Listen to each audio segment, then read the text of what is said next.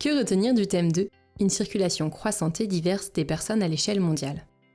Le développement des modes de transport et leur démocratisation permettent aux humains de se déplacer plus rapidement et plus souvent qu'avant.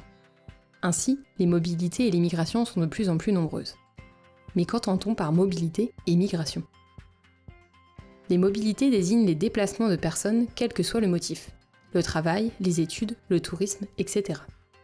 Les migrations concernent quant à elles les déplacements volontaires ou forcés de personnes avec un changement de lieu de résidence. Les migrations sont donc un exemple de mobilité. Il existe différents types de migrants. Certains se sont déplacés par choix, comme les étudiants qui partent étudier à l'étranger avec le programme Erasmus+, ou les expatriés, des migrants issus des pays développés qui se déplacent vers les métropoles mondiales pour des raisons économiques. D'autres ont été contraints de quitter leur pays. Parmi ces derniers, on distingue les réfugiés, qui bénéficient d'un statut juridique de protection, des demandeurs d'asile en attente de l'obtention de ce statut. Les migrations entraînent la création des lieux pérennes, comme les gares et les aéroports, et de lieux normalement provisoires, comme des camps de migrants. Les migrations posent la question de la libre circulation des individus. Le franchissement des frontières recouvre des enjeux politiques et économiques. C'est pourquoi certaines sont ouvertes et d'autres sont fermées, par exemple par des murs.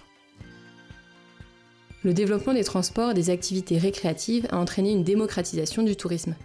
C'est une activité aujourd'hui pratiquée par une majorité de la population et à l'échelle mondiale. Mais les mobilités touristiques ne sont pas également réparties sur l'ensemble de la planète.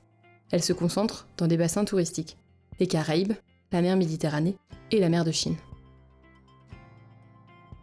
Le tourisme entraîne l'aménagement de lieux spécifiques destinés à accueillir les touristes et proposer des activités, notamment récréatives, à l'image des stations balnéaires et des stations de ski. La révolution numérique a eu de nombreux impacts sur le secteur touristique.